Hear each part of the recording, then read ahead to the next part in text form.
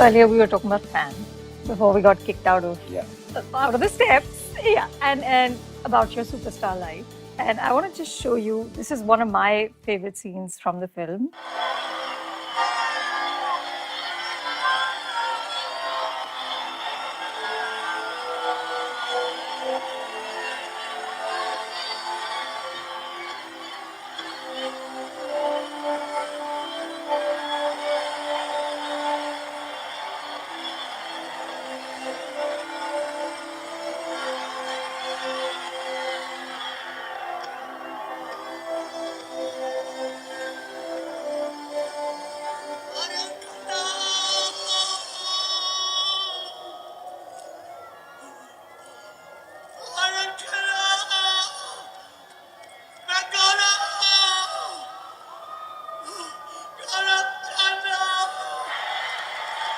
I love that expression on his face when he's screaming. And you talk often about sort of not any longer knowing what's real and what's unreal. And then you do a film like this in which there's versions of you and there's a fan of you and there's you, of course, acting these roles.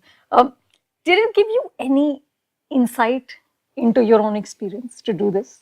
Or into the people who stand outside, all those women we saw today just waiting? One, it proved to me something I've always been scared I have, which is schizophrenia. So I'm 100% schizophrenic, I know, after this film. 100%. There is no two ways about it. You told me that great story about Javed Sahab saying, how are they? He always calls me SRK 1 or is it SRK 2? I actually, when I was writing my book, I did chance upon this little word that somebody mentioned to me once, where I am so emotional and I'm so detached. So I'm demotional, which I think is a real thing. I think it's a real thing. I am demotional. I'm emotional about things. I'm oversensitive, and then I'm very detached also. So for me, the mindset is demotional. Specifically, when I was doing fan, there were moments when which seldom happens to me. It's not that it's not happened to me, but while doing the scenes, I started crying, and not for the scene. And some scenes I was not meant to cry, maybe. But I had a lot of issues when the superstar was to play the fan playing him. Right. That was really awkward. And I'm very proud of that scene. You know, when I come in and act like him, acting like me. Yeah. How he does the stage show, mimicking me. You know, that was... Yeah, that's just another level of Hall of Mirrors, no? It was just completely... And I would cry doing it. I've never been so frail as an actor that I've succumbed to the emotion. You know? Oh, God. I've never been the actor who cries on sets and then, give me a moment. I don't need a moment. I do this. I'm a professional actor. And I can... But why can't you be frail? I mean, why do you have to be like so sort of, you know... Not in my job. I'm frail in private. I'm very frail in privacy. But don't actors have to be frail? You can't be frail while doing this interview. You have to ask what you have to. Suppose you suddenly start weeping and breaking down here because it's not going the way you want it. That would be really... less in the morning. You can't do that. I'm an actor. I'm supposed to come and cry at will.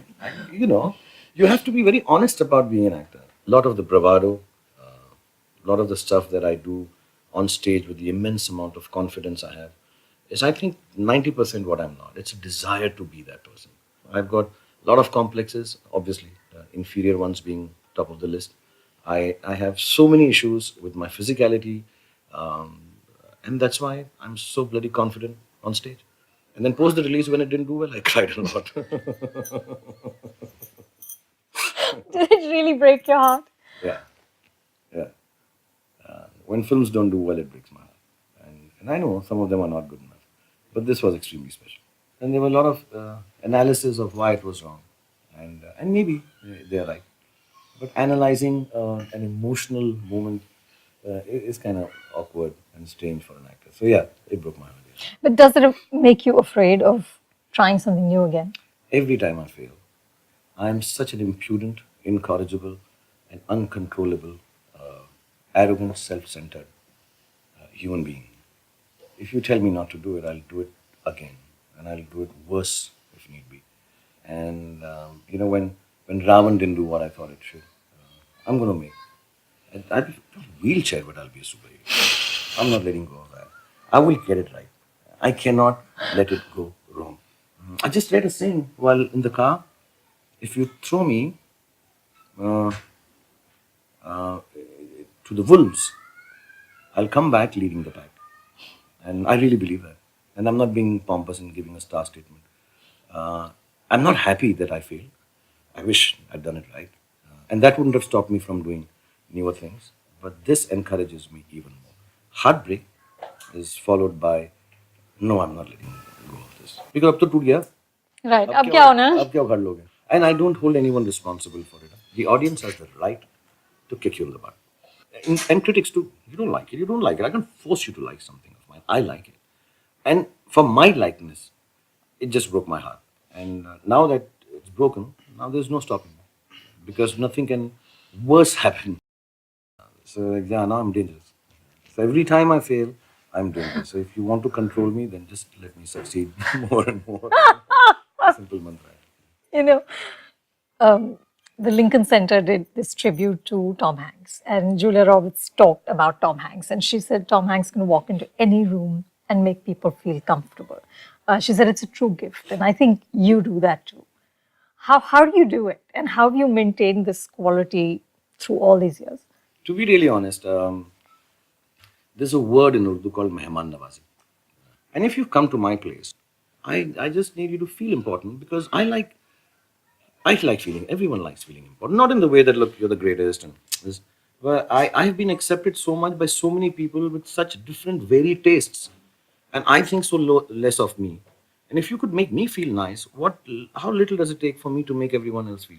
And I genuinely go out of my way to do it. As a matter of fact, when I'm really down and out, I meet people. And I'm not, when I say people, not friends and people I know, I just want to go out on the streets and meet people. I want to touch the people whose lives I think I may have touched because they genuinely love you. So you work at it. Now it's become... It's just who you are. Nature. Also, my father was like that, I think. My father was always very, very kind, courteous, loving, sweet, told stories, made everyone laugh. And I know I walk with the tag of a status now. And I don't like it. You know, I don't want the status of my stardom to be my tag. I want the status of, he's a good guy, man. He's a normal guy. I don't wear my stardom like a tuxedo. I wear it like a t-shirt. And that's how it should be. If you're a real star, you don't need to prove it in any other way than just being kindly, gentlemanly, normal, and cool. I may not, and I'm not socially very good, so I lose all those people that I meet at night because I haven't messaged them or returned email when they've done it the next morning. Some really, really good people, and they hate me for it. But I can't help it. I don't know how to do this on the say, hi, what's up? Thinking of you, saw your picture on the poster, looking really cool. And last night was great fun. It was great fun. You know it. But we we're were done. Together last night. No, we're done. I don't have to now write it down on an email and make you feel, really good of a master. It's a great time. Hope you got some sleep. You must have slept. Just because you had a good time doesn't mean you won't sleep. You'll sleep. Everyone sleeps. And it's your space. And it's your time. It's your place. Why am I... and then I send an email and that person is like, oh, I have to send one back. Yeah, great fun. Got to do this again sometime. I say, sure. And then how do you end it? My biggest problem is how do you end an ongoing communication on a tablet or a telephone or an email? I have no idea. Smiley emoji. But which I can't do. It's too unmacho for me. Aye. I'm in death before smiling. Oh no! What does a smiley mean? Then you're stuck in polite conversation hell. So which means a smiley, bottom line, is telling the person, get lost now. Right, like we're done. Bas ho gaya. I told you I'm not rude. So I don't know how to do this. I'm like, and then in the conversation, so, yeah, cool. Yeah, I mean, I write big messages if I write a message. So I'm not into OK's K. So I really ask people, how do I end this? Because maybe that person also wants to end it, doesn't know like me. And then suddenly, I have these nightmares that, is it going to be that I'll spend the rest of my life talking to this person who I met at a party and I'll grow old and grey and I'll have a beard and we're just messaging K. Yo, duh, maybe, oh, ah, ha, ha, ha, ha, H-A-H, H-A-H, H-A-H, lol. Will I ever write lol? My nightmare is this. Will I end up writing lol to someone and sitting there for months and years, I don't know, I get scared. So then people don't like me. People don't like me because I don't write lol. And I don't do smileys. But when I meet you, I can make you do lots of lol and I can make you look like a smiley. When we were doing the book, one of the things you'd said to me was, I've always put Shah Rukh before the superstar Shah Rukh, which is why the superstar keeps prospering. You said, I have my heart in the right place, which is what you need as an actor. Have you managed to keep your heart in the right place? I think so. I think so. I mean, I read so much about me and, that I may be doing things. Do you read about yourself? Sometimes it's unavoidable. But you don't actively sort of scout information about you? No. I'm not so self-obsessed yet. There might come a time when I'll start getting them marked by, I can tell my team to mark them in yellow markers, wherever my name comes on, wherever it is. It can happen. But not now. As yet, no. But my heart is completely in the right place. There is no stardom part of me which touches me. Of course, I really enjoy it. I don't listen to music on an iPhone. I listen on a turntable. And I buy vinyls. And yeah, I enjoy my stardom. I travel in a private jet. I have no trappings. Like when my team gives me a big room, I don't even know what to do with it. And I don't even have parties in my room. I just sit here alone and, like I said, try and get Pikachu. And I don't let that come in the way of what I am at the core, which is I'm an actor. There's some award function, I can't remember. You were like dressed in drag, doing a pole dance. Why do you need to do that? I don't know. Maybe it's some inner desire I have to cross-dress and do a pole. I was just watching that. It was you and Ranbir. And I was like, what are these guys doing? Why are they doing this? You got me. I want to cross-dress and do a pole dance. It's my thing. I do it at home. Whenever I see a pole or a sari, you just have to leap on it. I'm a closeted pole dancer. You got me. This is it. Nobody knew the secret. In my bedroom, I have a pole running between my bed. And I wear my wife's clothes. Oh. Yeah, that was bad. That was extremely in bad taste. I agree. Because I'm subjected. That's the worst part about being on celluloid. It always comes back to haunt you. It does. It's all on YouTube. You're not getting away from it, okay? And I didn't even have a six-pack then. So it's even my midriff was so bad. Yeah, it was not nice. When you're doing things, sometimes you say, let's do this, man. Let's kill it. Why not? And then just this creative, emotional instinct laced with a few drinks. Before you know it, you're a woman. And because I believe in equality, I think you should not look down upon me just because I want to be a woman. Because I question you on that. All right? You can't do this. My children appreciate it. It's a high point in their life. Sometimes they introduce me to their friends like this. You see that pole dance and cross-dress? That's my dad. He's a world-famous movie star. And he does that at home and he's playing with us too. No, I think that wasn't bad taste. In retrospect, I think, yeah. I think Ranbir's okay doing it. Me, no. I think Ranbir's all right. I'm going to call him and tell him. It was okay. It suited him. Hold it against Ranbir if you have to. That's right. It's all his fault. It's all his fault. Really, he could have told me. And, he's been in his whole family's been in the business. Come on. I'm a newbie. I came from outside. I don't know the ways of the industry. And they exploited me. Fair people, yeah. Your sense of humor has gotten you into trouble. Okay. But now I've learned, I don't crack jokes. Smileys are going to sue me after the show. Do you hold back? Yeah. You do? Oh, yeah. Purposefully? Unfortunately, it's very boring. Some of the hosting I stopped doing. People have become a little touchy about things. They get angry. And earlier, I don't know what it is. I thought with time, people will develop more sense of humor from a person who's done it regularly. And I'm very deprecating about myself. Extremely. 80% is about me, making fun of me. And then maybe a few jokes. But yeah, I hold myself back now. I've been warned by my children. I've been warned by my friends. Don't. You're not a stand-up comedian. Shut up. So sometimes even like when I say good evening, no. Don't even greet people. So yeah, I hold myself back. I hold myself back. That's why I've not been as funny as I used to be lately. You're pretty funny. I know, but I could be funnier.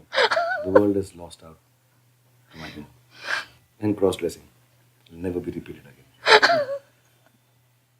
You know, this interview you did with Ankur for HuffPo, in that interview, you said that as long as they're making movies, there's going to be people waiting outside Mannat to see. Is that something you truly believe, or is it sort of dil ko khush rakhne ke liye khayal acha? It's a belief. When I started this interview, I told you when you're young, you have some very stupid things to say, some stupid beliefs, but they are beliefs. They are the essence that you live with. These are the things which define you when you grow up. And you speak a lot, and you speak a little stupidly. And like you said, you know, you don't speak like that anymore, and you've changed and stuff like that. And I say, yeah, wear better suits now. But that's true. It's a belief I've had that if I join cinema, I will be the biggest star in the world. I may not. I may become that, I may not become that. I may never be as big as I thought I would be. And I'm not talking material. I'm talking in terms of essence of being a star. And I wake up with that belief every day. You know, when you're working 25 years of your life, and you're working 18 hours a day, and you just get up, what keeps you going? I mean, have you ever wondered, why should I find this exciting? Every morning to get up, wear makeup and act. Every morning to wear makeup, get up and act. To act, without a break for 25 years. Nearly 12, 13 years of my life I've gone doing it, half a day. And what excites me is a belief that till they make movies, they love me. Don't I deserve to feel good? And it's all right. And when they're not there, which will never happen. Just no. If they're not there, maybe it's only because, you know, they've changed their addresses. I'll just find where they are and go and buy a house there. I'm rich enough to do that. So, but no, I don't think. I think till they make movies, people will like me and custom.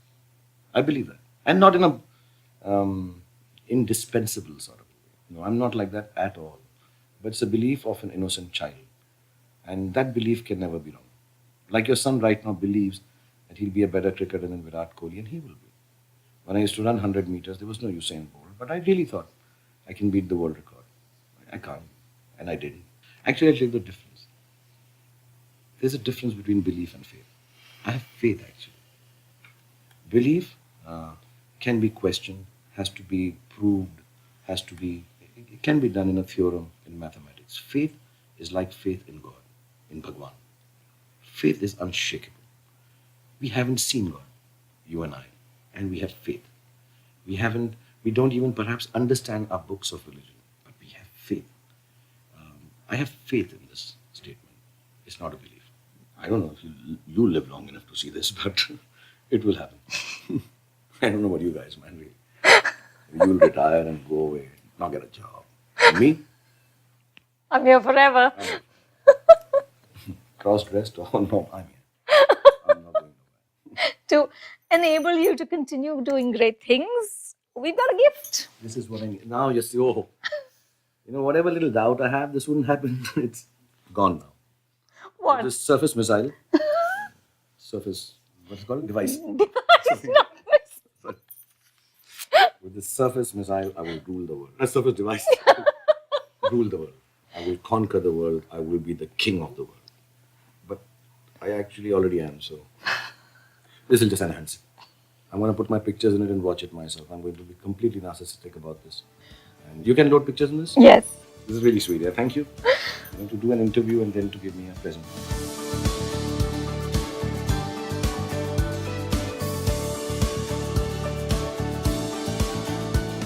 Here was Anupame Chopra in conversation with Shah Rukh Khan, the greatest, the coolest, the sexiest, the most handsomest interviewer.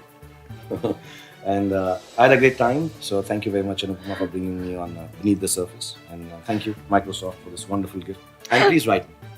If you like, retweet. If you like, the numbers coming below. And all your letters send me on my Twitter handle, which is... I'm SRK. No, your Twitter. Oh, okay, I'm stupid. SRK and I'm Anupame Chopra. This is very confusing. But This is cross-dressing taken to a whole other level. But thank you for a good show. And please write to me how you like this program so we can do more series. Well done.